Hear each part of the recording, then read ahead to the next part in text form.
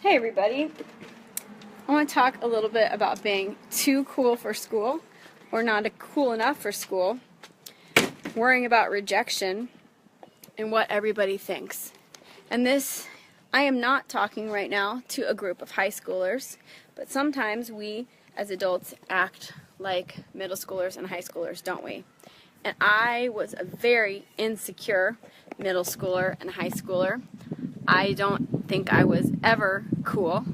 I was captain of the basketball team, and I was had lead roles in musicals and stuff, but I always felt like a big loner dork. I can remember going into the cafeteria when I went to a big public school, and I can remember sitting there and thinking nobody wants to talk to me, being terrified to go talk to older girls on the older basketball team. I can remember going some days to go sit down in the cafeteria. Somebody had taken my seat and wandering around thinking, I hope somebody will look at me. I hope somebody will ask me to sit with them. And nobody would. So, as I became an adult, I realized this whole fear of rejection thing just kind of carried with me. And I talked to a lot of women and men, mostly women, that have major issues still with wanting to be cool and accepted. And, I wanted to just share something that I learned to do that has helped me break free from caring. Not in a bitter way that's I don't care what you think. But you have to realize, if you're going to make an impact on anybody's life, if you're going to be a world changer, if you're going to change your life, you have to not care what people think. I think it was in the Bible passage I listened to today about Jesus basically being told to get out of an area. They didn't even want him there. He was causing too much change, right? He was speaking too much truth. He was not cool.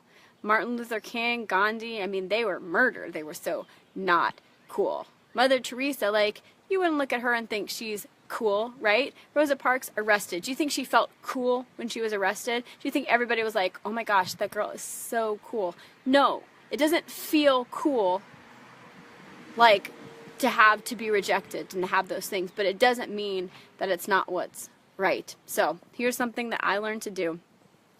When I would go to, I try to post a lot of truth up on social media and Facebook, and a lot of times I feel very uncool doing it, oh my gosh, people are going to judge me, they're going to reject me, I'm going to be so not cool, or I'll just walk into something and think everybody's judging. I just feel that way still. As a health and fitness coach, I think all the time, well, I don't do it anymore. I used to think, they're going to think I'm so annoying, oh my gosh, they're going to talk about me. And then I realized, wait, but I'm helping people. Wait, this is what I believe is truth. No, everybody's stuck in this little, mind box.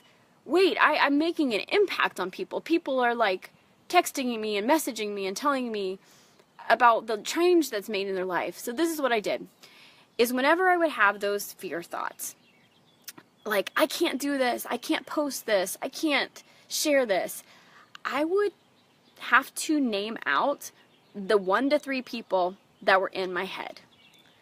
I hate to say that, but I did. It was literally 1 to 3 people from my present or my past that were friends, acquaintances, that I had a lot of fear of how they would judge me. And I'm not going to say who they were, because it's nothing they did wrong. It was the power that I let them have, what they may think. I imagine them gossiping about me or talking about me, judging me, having their thoughts. Sometimes I'm sure it was true. And I would tell myself, Ashley, let's say the person's name was, I don't know, what's the name? Gertrude, okay? I don't know any Gertrudes. I would say, Ashley, are you going to let Gertrude decide whether or not you help a lot of people? I'll be like, no, I'm not going to let Gertrude decide that. Ashley, are you going to let Gertrude decide if you make enough income that your husband gets to work from home with you and be a dad, like with the kids more? No, she doesn't get that decision. Is it 5 minutes?